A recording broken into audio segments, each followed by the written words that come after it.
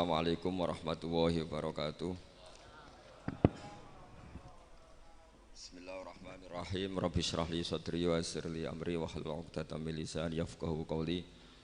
Allahumma shalli wa sallim ala habibika Mustafa Muhammadin wa ala alihi wa sahbihi asma'in nama ba'du.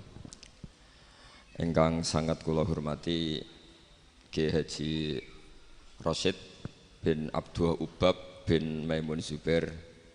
Seteng mriki wonten kanca-kanca alumni, wonten Kiai Manan, wonten Kiai Sulhan, wonten Pak Sukron, Pak Mukhlisin, sedanten Kiai Abdul Jalil, Kiai Muslihan, wonten Gus Sobah, sedanten ingkang kula hormati. Ini mboten niat diskriminasi, tapi niki prioritas santri sarang. Nanti kula ngaji serius 20 menit. Niki kula seneng jajar Pak sinten Sukron. Niki Haji Nerian sareng Mbah Mun. Dia alumni yang pernah menyombongi Mbah Mun. Pertama beliau rawuh haji dolan tengen kula. Gus, Mbah Mun mbek kula jebule terkenal kula teng Mekah niku. Kok saged? Karena tiap wong Mekah ketemu kancane Sukron.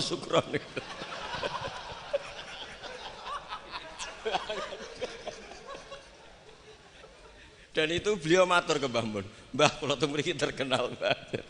Kok iso Kron? Tiang-tiang muni Sukron. Ini alumni yang luar biasa niki. Kakak kelas kula 2 kelas. Nggih. Niki nggih kanca kula, nggih musuh kula. Tapi nak teng akhirat pun mboten wani musuhi kula, pun benten kelas mungkin. Mergi kula digiring kalian tiang-tiang sing hafal Quran, ya mbake wis sing hafal jurumiyah. Mboten kelas ya, gimana tengah akhiran mboten. Tapi tak goleki Pak Sukron. Nggih. Goleki. Itu goleki mangke. Kula badhe matur serius sekitar 20 menit nggih. Kula suwun ini khususnya alumni, tapi tidak niat diskriminasi, sinten mawon boleh mendengar ini karena yang tidak alumni pun kula yakin gadah mahabbah teng Mbah Mun.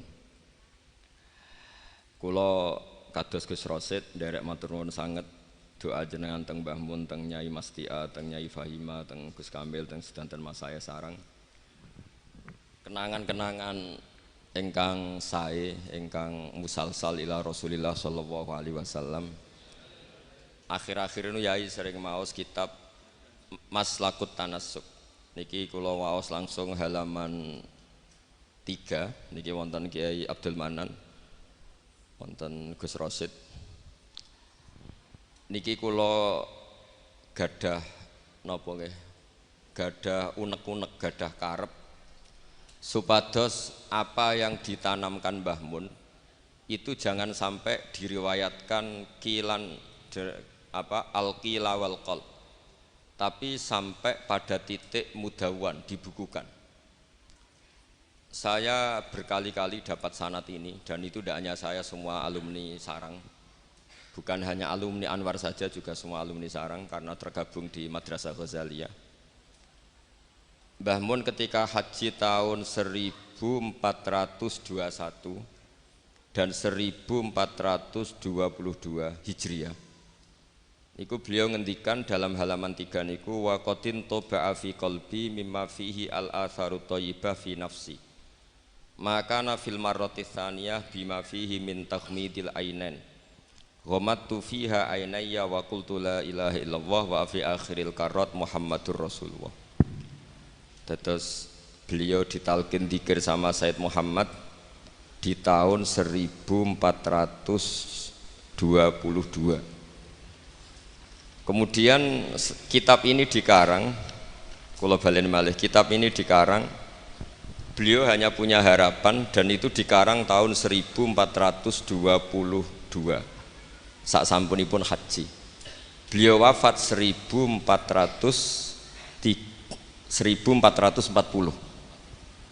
Dados terpaut pinten tahun niku? 8 tahun nggih. Pinten 18 nggih. 18 tahun. Niki kula waos nggih, betapa yang diinginkan beliau itu kesampaian. Dari tahun pinten 1440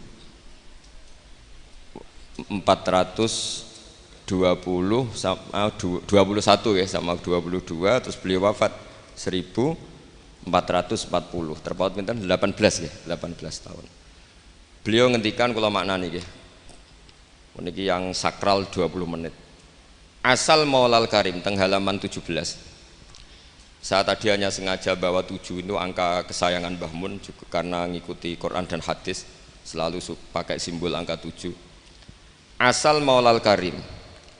Asa menawa-menawa sapa al Maulal Karim, Allah zat sing lomo iku ayasma'a. Menawa-menawa ayasma'a yen to ngumpulna sapa Allah taala, yen to ngumpulna sapa Allah taala nafsi ma'a hamalatil ilm.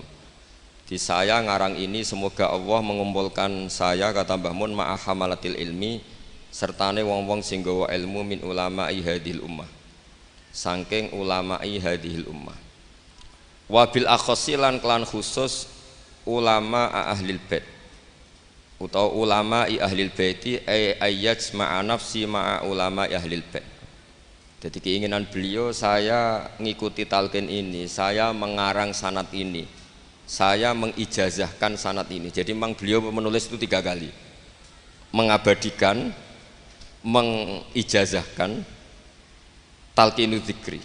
Kemudian berharap itu manfaat dan keinginan beliau saya ingin kumpul ulama hadhil ummah wabil akhos ulama ahlil bait, yaitu ulama-ulama ahli bait Rasulullah sallallahu alaihi wasallam alladzina rupane wong akeh khassa kang nertemtokno hum alladzina sapa Allah wa taala bi khassa iso kelan pira-pira kekhususan layak alamu kang ora mirsani azamataha ing keutamaane khassa sapa illallah taala sapa Allah taala.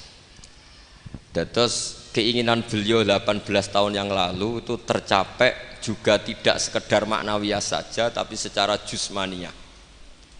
Kalau secara maknawiyah tentu Mbah Mun itu sangat dekat dengan ulama ahlil bait maupun yang tidak ahlil bait, yaitu ngurmat santri, nasrul ilmi, tarbiyah dan seterusnya. Tapi Allah nuruti beliau tidak sekedar maknawiyah sampai secara apa? Jusmaniyah. Karena makam beliau itu di Ma'lah bukan sekedar Ma'lah tapi benar-benar Ma'lah yang dekat Sayyidah Khadijah. Agak ke bawah ada Sayyid Muhammad, Sayyid Alawi, Sayyid Abbas. Agak bawahnya lagi Syekh Nawawi Banten. Terus agak samping ke kanan kalau dari arah Masjid Haram itu di situ ada Dorif atau makamnya Sayyidina Kiai Haji Maimun Zubair. Jadi jam'unya itu jam'un rohaniyatan wa jam'un apa jusmaniyatan. Jadi ini ijazah ini berkali-kali dijazahkan Mbah Mun, tapi mungkin sebagian alumni tidak baca. Nanti lo potongannya ini buatan moco. Dan ini kalau bantu, kalau yakin, hakul yakin dan suul yakin, Pak Sukron ini moco lebih niki. Dua kitab yang mergi kalau suka nih Pak. Seniki mun innalillahi wa inna ilaihi Rojiun. Nang dindi ngaku muridé Mbah Mun ngarang opo bagus. Aku rong tuku jare. Tapi niki penting kula aturaken ulama, saya berkali-kali bilang kenangan dari Rasulullah Shallallahu alaihi wasallam itu harus ditulis. Karena hanya dengan ditulis ilmu itu abadi. Enggak boleh riwayat itu hanya berdasar karena kamu hafalan mundobit itu terus tidak nulis, tidak boleh. Kita itu punya pengalaman buruk dan itu eman betul. Gini ku fiqhul Les bin Sa'ad. Al-Les afqahu min Malik, dewi Imam Syafi'i. Al-Les afqahu min Malik. Illa anna ashabahu dayya'uhu, kata Imam Syafi'i. Lais itu orang paling alim, alimu Misra, faqihu Misra. Itu kalau debat sama Imam Malik itu berjilid-jilid.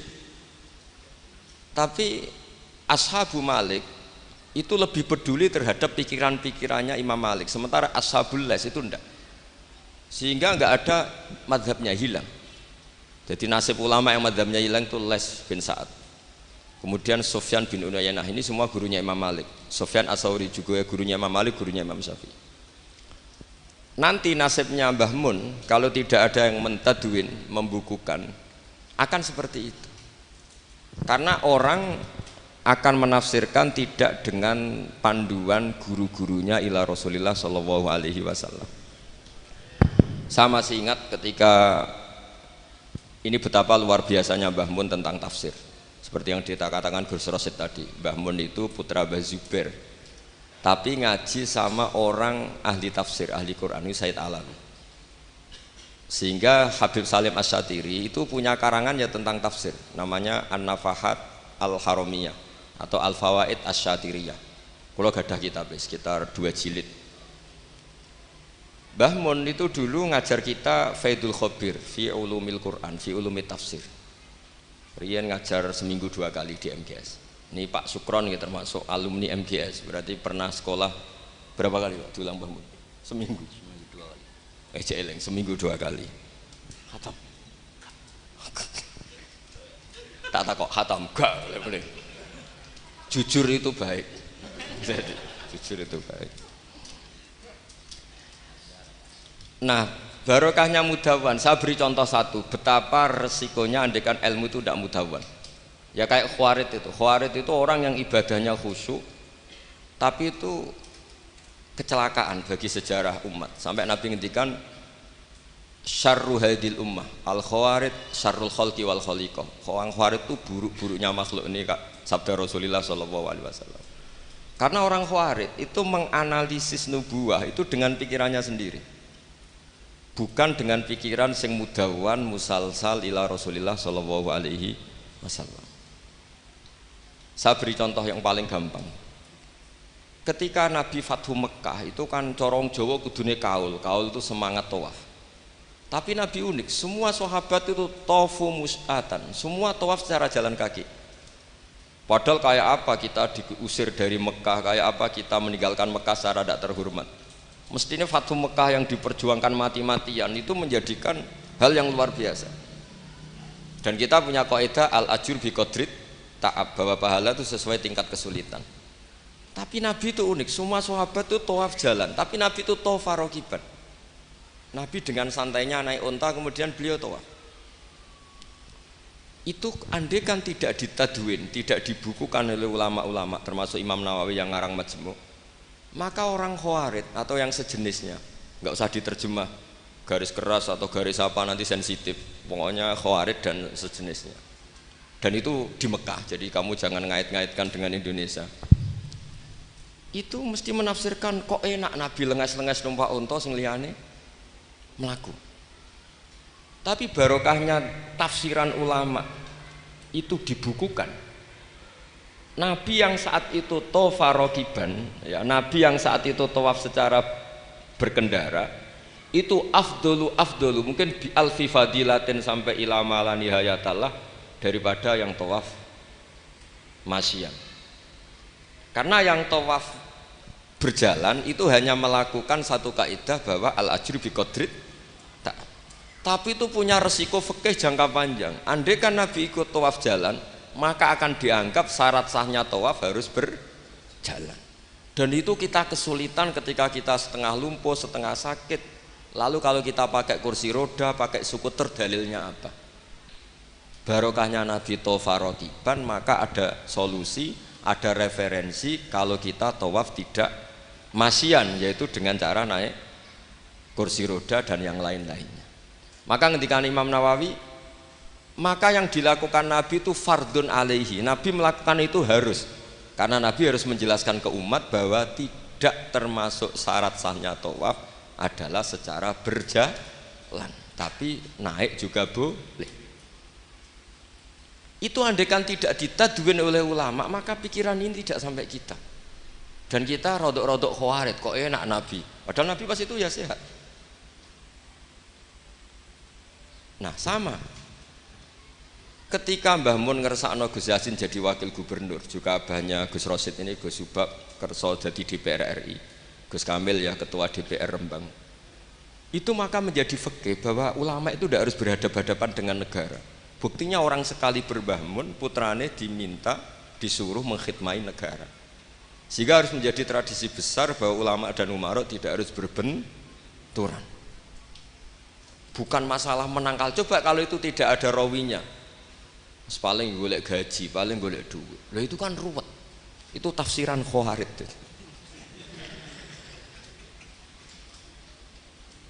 Jadi, saya itu punya sanad mutasil. Saya berkali-kali ketemu abahnya Gus Rosid, beliau juga guru saya, Gus Subab, semuanya.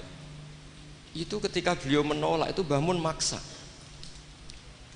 Gus Kamil dulu pertama disuruh jadi DPR ya menolak, sampai pernah transit di dalam saya di Jogja itu 3 hari.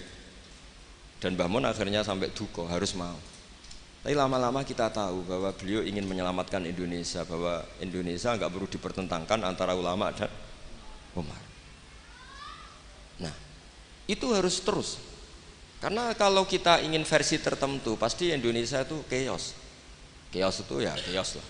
Huru hara. Kalau huru hara terjadi safkut dima, pengaliran darah, yang dosa kita.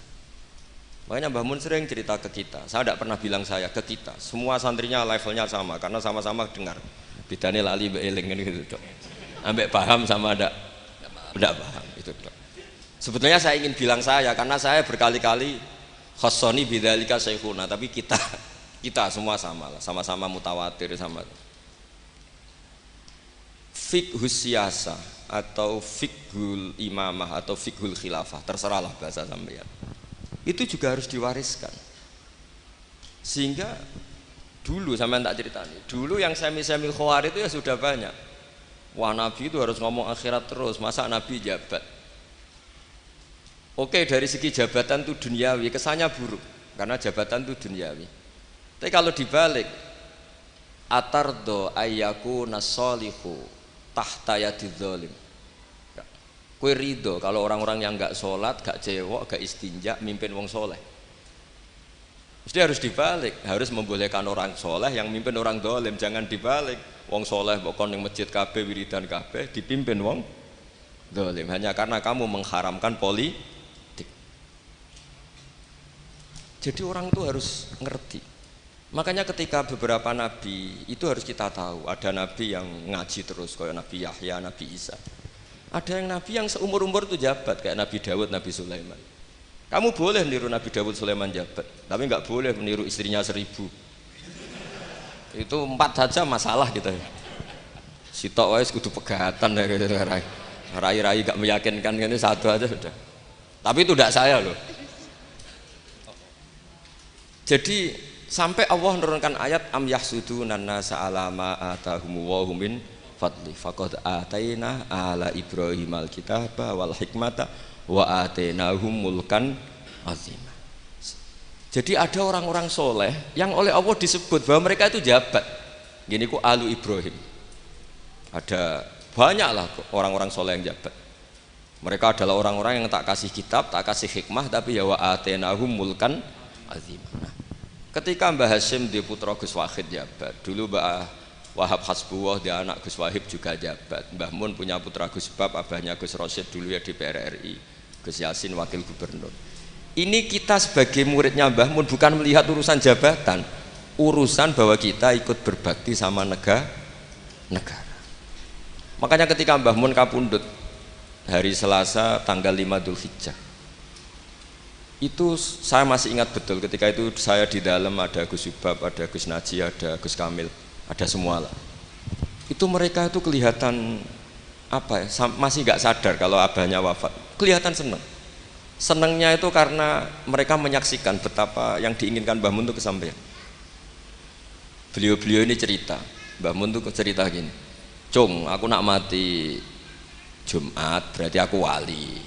Nak mati Selasa aku ya wong alim. Jadi berarti beliau itu milih jadi orang alim. Jadi dia rileks. Terus ada beberapa apa ya, uang lah atau apalah. Kata beliau sama Gus Subab, bilang ke Gus Subab, bab jika aku nak teko balekno, nak ra teko bagi ning anak-anak. Jadi semua dipersiapkan. Sebegitu mudah beliau melihat kematian, melihat kapundhut, melihat seringan itu. Karena kerinduan seorang wali atau orang soleh kepada Allah itu rindu sekali. Dan ini kita harus punya riwayat, dan itu menjadi fikih besar. Nggak boleh kamu pakai fikih Khawarij. Kiai kok jabat, kiai kok kedonyan. Misalnya ono kiai wong soleh ora oleh kedunya, terus saiki wong salat buruwe wong ora salat, kowe rido? Wong salat buruwe wong ora salat. Mergo sing salat mbok kon melarat. Dadi nak fikih aja fikih khawarit. Fikih sing bener maca majmu'. Nak ora iso maca jerone maca judule. Ya terus enak.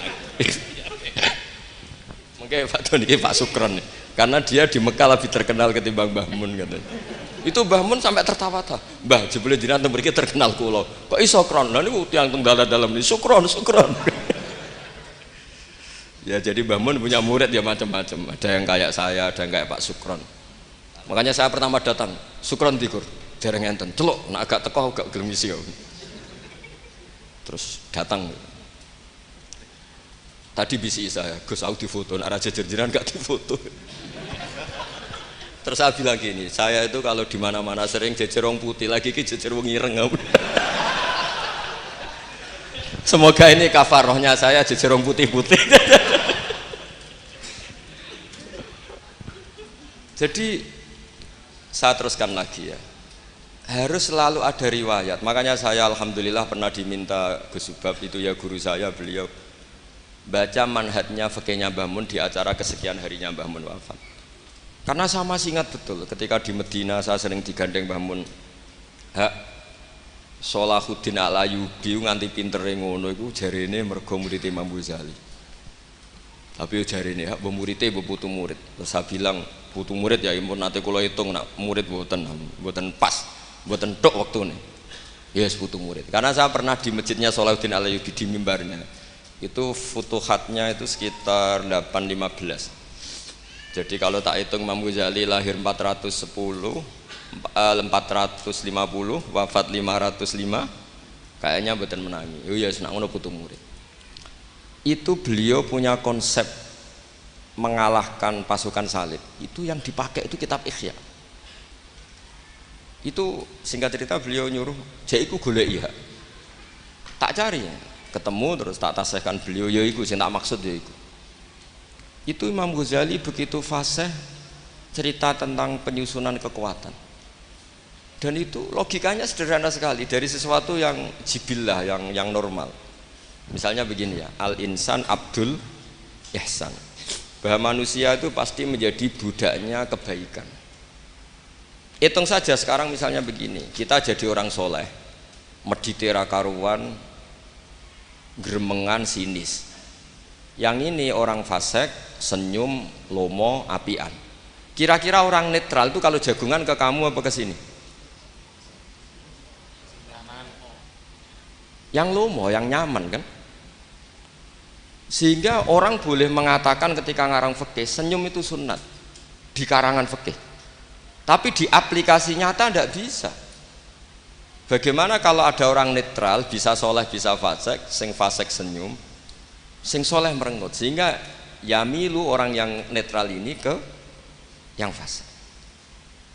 Kamu bisa ngarang fikih kalau sedekah itu sunat, karena itu sudah tidak wajib, karena yang wajib itu zakat. Kamu bisa ngarang fikih seperti itu.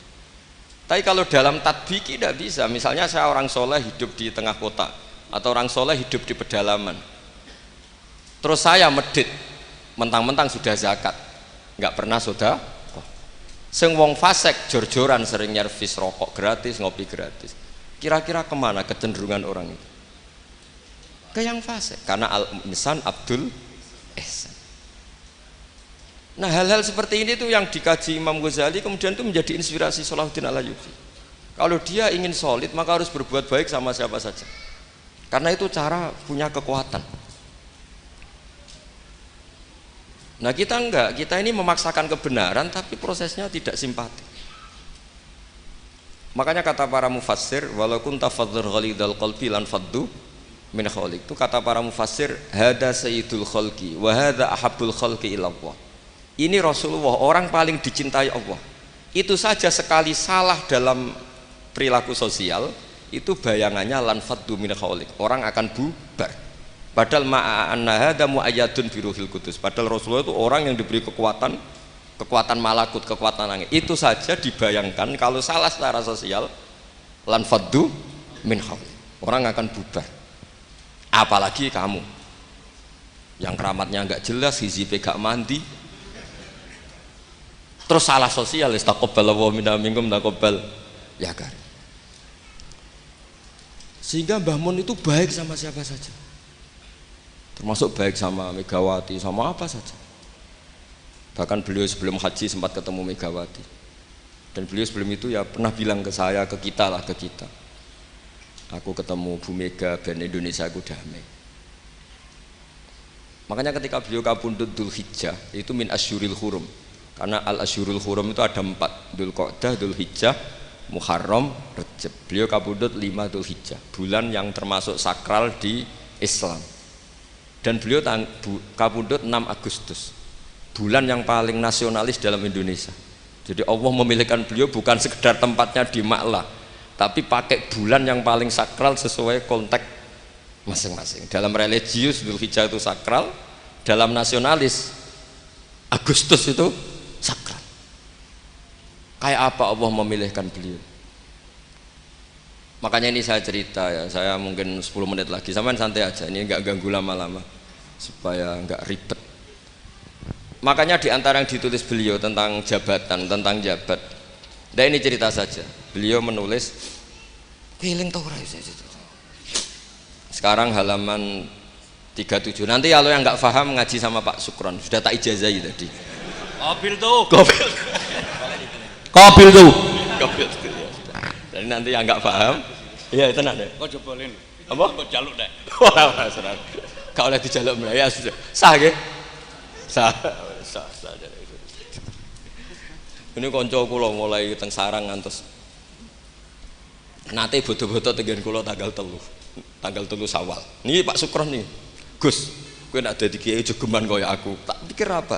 Ceritanya gini Gus Rosid, dia itu kiai, mungkin kiai debutan. Dia dengan santainya cerita, man soma Ramadan summa atba'ahu sittan min Syawal faka'annama somat daro kullah. Jadi puasa Ramadan kemudian puasa 6 hari Syawal, maka seakan-akan puasa setahun. Singkat itu ada orang lugu puasa tanggal 2 Syawal puasa. Soan Pak Sukron pas kiai ini rokok. Terus kata orang lugu tadi, getun Pak aku anut jenengan. Jebule jenengan gak poso. Saya bilang, lah opo ke dalil ngono barang lah opo? Dalil liyane ya kena. Tapi itu kearifan, menurut saya dia cerita itu kearifan. Maka ini warning ya, siapapun yang ngiyai jangan dalil sesuatu sing ra iso nglakoni. Ora lho ini ilmiah gak apa-apa ini. Lho kula lah ya ora pati wani dalil sing ngoten-ngoten ora wani mergo wis wong santri sarang piye, Pak? Ora usah dirakat piye to? Mun ping 6. Piye? Tambah ping 6. Piye dalil Bapak?